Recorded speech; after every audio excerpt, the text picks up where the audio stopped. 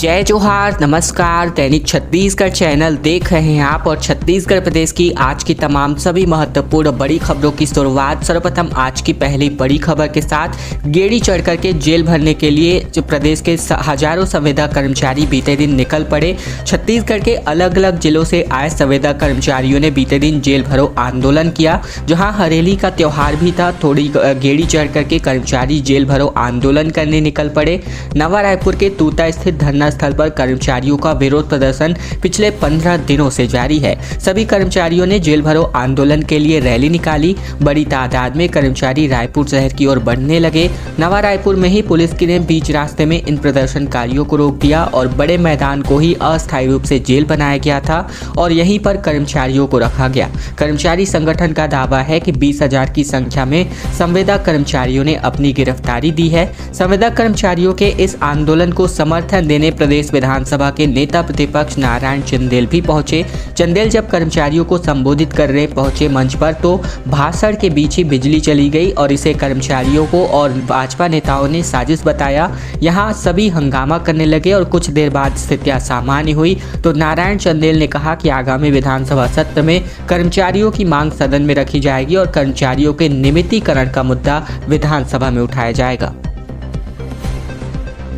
बिलासपुर में Sunday market को shift करने की मांग हो रही है और दिन भर यहां पर जाम लगा रहता है, जिसकी वजह से ये मांग हो रही है। हादसा होने का खतरा लगातार बना रहता है। बाजार विभाग के पास अब फाइलें पहुंच चुकी हैं। रायपुर से लेकर बिलासपुर के नेहरू चौक होते हुए सदर बाजार से लेकर लाल खदान होते हुए जांजगीर की ओर जाने वाले नेशनल हाईवे क्रमांक 49 में घनी बस्ती के बीच लगने वाले संडे मार्केट को शिफ्ट करने की मांग अब जोर पकड़ती जा रही है। हर रविवार को सदर बाजार से लेकर गोल बाजार तक सड़क के दोनों किनारों पर भारी संख्या में दुकानें लगती हैं, जिसकी वजह से कपड़े, बर्तन, प्लास्टिक के सामान सहित घरेलू उपयोग की चीजें यहां पर बाजार लगती हैं। संडे मार्केट के उक्त दोपहर से लेकर के रात तक इस रोड पर दिन भर जाम की नौबत रहती है और हालात यह तक रहती है कि एम्बुलेंस हो या फिर फायर ब्रिगेड, इसको तक गुजरना मुश्किल हो जाता है। नेशनल हाईवे ने घनी आबादी के बीच से गुजरने वाली सड़कों को PWD को सौंप दिया है। संडे मार्केट को हटाने के लिए कलेक्टर जनदर्शन में शिकायत भी की गई है और इसे TL में लिया गया है। कलेक्टर ने कार्यवाही के लिए प्रकरण नगर निगम को रेफर कर दिया है। मार्केट 20 साल से लगता चला आ रहा है और इसको लेकर के सदर और गोल बाजार के मूल व्यापारियों ने अपनी अपनी समस्याएं जाहिर की हैं, शिकायतें रही हैं। गोल बाजार व्यापारी संघ मार्केट को हटाने के लिए कई बार निगम प्रशासन से भी मांगे कर चुका है। मुख्यमंत्री ने हरेली के तिहार पर 16 करोड़ 29 लाख रुपए का यहां पर जो है सौगात गोधन न्याय योजना के अंतर्गत दी। चलिए बात करते हैं। मुख्यमंत्री भूपेश बघेल ने बीते दिन अपने निवास कार्यालय में हरेली तिहार के अवसर पर गौठान में गोबर बेचने वाले ग्रामीणों, पशुपालक किसानों, साथी गौठान समितियों और महिला समूहों को 16 करोड़ 29 लाख रुपए की राशि का अंतरण सीधे उनके बैंक खातों में किया।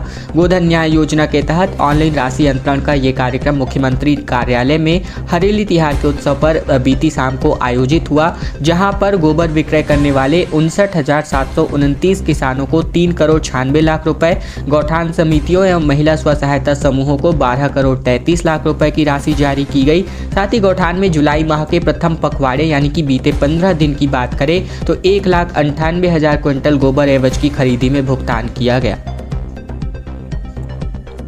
और अब खबर आ रही है टीचर भर्ती को लेकर। आरक्षण का विवाद एक बार फिर से हाईकोर्ट पहुंचा है, जहां नियुक्ति में नियमों का उल्लंघन इस बार बताया गया है। हाईकोर्ट ने राज्य शासन से जवाब तलब किया है। फिलहाल भर्तियां जो है बाधित रहने वाली है। दरअसल बात करें तो यहां प्रदेश में चल रही टीचर भर्ती की प्रक्रिया एक बार फिर से अब नियमों के फेर में उलझती नजर आ रही है। आरक्षण का विवाद हाईकोर्ट पहुंच चुका है। आरक्षण नियमों का उल्लंघन करने को लेकर दायर की गई याचिका पर हाईकोर्ट ने राज्य शासन को नोटिस जारी कर जवाब मांगा है।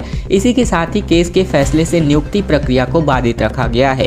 कामेश्वर कुमार यादव, योगेंद्र मणि वर्मा समेत अन्य ने अपने एडवोकेट के माध्यम से हाईकोर्ट में याचिका दायर की है। इसी में बताया गया है कि राज्य शासन ने शिक्षक के T संवर्ग के 4,659 और E संवर्ग के 1,113 पदों की भर्ती के लिए 4 मई को विज्ञापन जारी किया था। इसमें सहायक शिक्षक पद के लिए भी आवेदन आमंत्रित किया गया था। याचिका में बताया गया गया है कि छत्तीसगढ़ लोक सेवा आयोग नियम 1994 के तहत तृतीय एवं चतुर्थ वर्ग पदों के लिए अनुसूचित जाति को 16%, अनुसूचित जनजाति को 20% और अन्य पिछड़ा वर्ग को 14% का आरक्षण दिया जाना है। लेकिन भर्ती प्रक्रिया में राज्य शासन ने अनुसूचित जनजाति को अकेले ही 65% से अधिक आरक्षण दे दिया है और इसके खिलाफ राज्य शासन का ये निर्णय सुप्रीम कोर्ट के दिशानिर्देशों के खिलाफ बताते हुए अब याचिका दायर की गई है।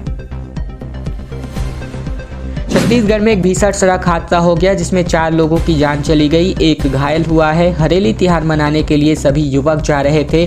2 बाइकों की आमने सामने टक्कर होने की वजह से भीषण हादसा हुआ। छत्तीसगढ़ के राजनांदगांव से खबर है जहां पर यह भीषण हादसा हुआ है, जबकि 3 लोग काम से जा रहे थे जबकि 2 युवक हरेली मनाने जा रहे थे। रास्ते में ही 2 बाइकों की आमने सामने भिड़ंत होने की वजह से यह हादसा हुआ, जिसके चलते मौके पर ही 4 लोगों ने अपना दम तोड़ दिया। हादसा छुरिया थाना क्षेत्र का बताया जा रहा है।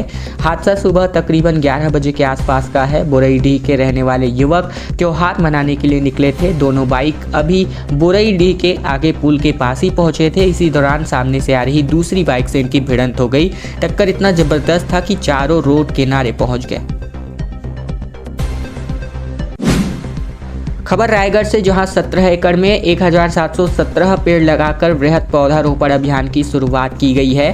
हरेली तिहार के अवसर पर 17 जुलाई केलो नदी के समीप तमनार ब्लॉक में मोहापाली में 17 एकड़ में 1717 पेड़ लगा करके जिले में वृहद पौधारोपण अभियान का आगाज किया गया है। विधायक लैलूंगा चक्रधर सिंह सिदार, कलेक्टर तारण प्रकाश सिन्हा, वरिष्ठ पुलिस अधीक्षक सदानंद कुमार और सीईओ जिला पंचायत जितेंद्र यादव सहित जनप्रतिनिधियों और ग्रामीणों जनों ने पौधे लगा करके पौधारोपण की शुरुआत की। इस मौके पर सभी ने पौधों को सुरक्षित रखने और केलो नदी के संरक्षण और संवर्धन की शपथ भी ली। कलेक्टर तारण प्रकाश सिन्हा की पहल पर इस मानसून में जो है जिले में वृहद पौधारोपण कार्यक्रम की शुरुआत हो रही है। इसमें विभिन्न प्रकार के माध्यम से तकरीबन 1000 एकड़ में 5 लाख से अधिक पौधे लगाने का लक्ष्य रखा गया है, जिसकी शुरुआत हरेली तिहार से की गई है। बिलासपुर में डायरिया की दस्तक ने अब सियासत गरमा दी है, क्योंकि स्पीकर ने कमिश्नर को सामान्य सभा बुलाने को कहा है। नेता प्रतिपक्ष ने कहा है कि अब इस पर जमकर लापरवाही हो रही है। दरअसल बिलासपुर शहर में डायरिया की दस्तक के साथ ही निगम की राजनीति अब गरमाने लगी है। विपक्षी भाजपा ने वार्ड क्रमांक 56 चाटीडी के डायरिया प्रभावित क्षेत्रों में दूषित जल की सप्लाई के पीछे नाले और नालियों से गुजरी पाइपलाइन और लीकेज दुरुस्त करने के लिए साइकिल ट्यूब के रबर बांधने के व्यवस्था को जिम्मेदार ठहराया है। इधर निगम के उपाध्यक्ष स्पीकर जो कि शेख नजरुद्दीन है, इन्होंने कमिश्नर कुरान दुदावत को पत्र लिखकर सामान्य सभा की बैठक बुलाने का निर्देश दिया है। इसके अलावा बातचीत में शेख नजरुद्दीन ने कहा कि शहर में जलभराव, डायरिया से उत्पन्न समस्या सहित कई विषय हैं जिस पर चर्चा के लिए सामान्य सभा की बैठक बुलाने को कहा गया है। कमिश्नर को लिखे पत्र में उल्लेखित हुआ है कि 19 मार्च को बैठक बुलाई गई थी। इसके बाद से दोबारा बैठक अभी तक हुई ही नहीं है। और एक अच्छी खबर आ रही है कि 20 जुलाई से तकरीबन दुर्ग से लेकर एयरपोर्ट तक 3 सिटी बसों का संचालन होने वाला है। स्वामी विवेकानंद एयरपोर्ट माना से लेकर दुर्ग रेलवे स्टेशन के बीच 20 जुलाई से एसी सिटी बसों का संचालन शुरू होने वाला है। प्रथम चरण में 3 और दूसरे चरण में 2 एसी बसों का संचालन शुरू किया जाएगा।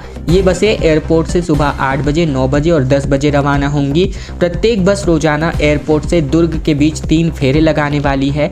सिटी बस संचालक मनीष जैन ने बताया है कि 17 जुलाई से इस प्रकार की ये सुविधा शुरू करने की तैयारी चल रही थी, लेकिन 4 माह से गैरेज में खड़ी रहने के कारण बसों की एसी, बैटरी और टायर खराब हो गए। इंजन ऑयल सूखने और स्टीयरिंग के जाम होने की वजह से उन्हें सर्विसिंग के लिए भेजा गया था। सर्विसिंग सेंटर से आने के बाद अब बसों को सड़कों पर उतारा जाएगा। पब्लिक फीडबैक के माध्यम से भाजपा अपना चुनावी घोषणा पत्र बनाने को लेकर मुहिम छेड़ चुकी है। महीने भर के दौरे के दौरान संयोजक और सह संयोजक अपनी अपनी रणनीति के माध्यम से जो घोषणा पत्र है इसको निर्मित करने की जवाबदारी लेंगे। भाजपा का चुनावी घोषणा पत्र जनता के बीच रायशुमारी से बनने वाला है। माना जा रहा है कि ये ठीक वैसे ही तैयार होगा जैसा तत्कालीन नेता प्रतिपक्ष टीएस सिंहदेव के नेतृत्व में गठित की गई कांग्रेस की चुनाव घोषणा पत्र कमेटी द्वारा जन घोषणा पत्र करके तैयार तैयार किया गया था। सुखदेव सहित जो कमेटी के नेता हैं, इन्होंने साल 2018 के विधानसभा चुनाव से पूर्व आम लोगों के बीच जनसंपर्क करके जन घोषणा पत्र तैयार किया था, जो अपने आप में एक पत्थर की लकीर साबित हुई थी कांग्रेस के लिए। और ऐसे में कांग्रेस की सरकार बनने से ये प्रमाणित हो गया कि ये वाकई जन घोषणा पत्र जो है जन घोषणा क्या था। ऐसे में हालांकि वो कितना हद तक पूरा हुआ, ये आपसी जो है जो राजनीति की बात है। पूर्व मंत्री अमर अग्रवाल ने जो है बताया है कि बीते दिन आयोजित भाजपा की घोषणा पत्र समिति की बैठक में इस प्रकार को लेकर के चर्चा की गई है। राजनांदगांव और बालोद जिले में अधिक बारिश होने की स्थिति निर्मित हो रही है। जून में 6.38 इंच बारिश हो गई है।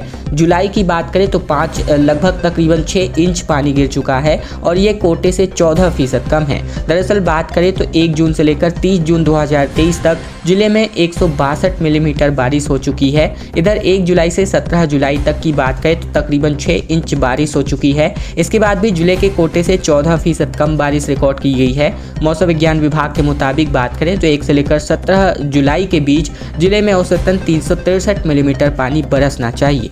अगर दुर्ग संभाग के 5 जिलों की बात करें तो राजनांदगांव और बालोद में अभी तक निर्धारित कोटे से अधिक बारिश हो चुकी है। 30 वर्षों के औसत आंकड़ों के मुताबिक 1 जून से 17 जुलाई तक राजनांदगांव में अभी तक तकरीबन 340 मिलीमीटर बारिश होनी चाहिए थे, लेकिन अभी तक 430 मिलीमीटर बारिश हो चुकी है। अरपा नदी में डूबने की वजह से 3 बहनों ने अपनी जान गंवा दी, क्योंकि नहाते समय अवैध खनन से बनी खाई में ये डूब गईं।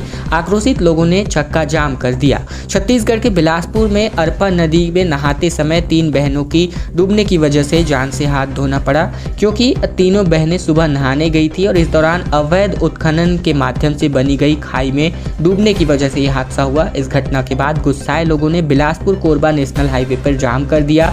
घटना कोनी थाना क्षेत्र की बताई जा रही है। सिंदरी की रहने वाली पूजा पटेल अपनी छोटी बहन रितु पटेल व चचेरी बहन धनेश्वरी पटेल के साथ जो है सोमवार की सुबह अरपा नदी नहाने के लिए निकली थी। तीनों बहनें सेंदरी के रेत घाट के पास नहा रही थी। तभी अचानक धनेश्वरी गहरे पानी में चली गई, जिसे बचाने के चक्कर में रितु और पूजा भी गहराई में समा गई। सीएम हाउस में हरेली का त्योहार बड़ी धूमधाम से मनाया गया। सीएम ने परिवार और अतिथियों के माध्यम से अतिथियों के साथ धूमधाम से त्योहार मनाया। गेड़ी और झूले पर बैठ करके आनंद लेते नजर आए।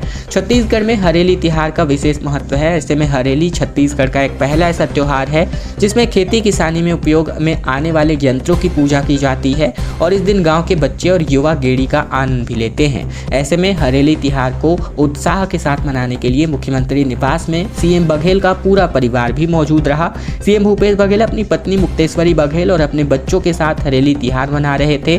सीएम हरेली त्योहार मनाने के लिए लोक गायकों और अतिथियों के साथ मुलाकात भी कर रहे हैं। इसके अलावा बात करें तो परिवार और अतिथियों के साथ मिलकर इन्होंने गौ माता की पूजा अर्चना भी की।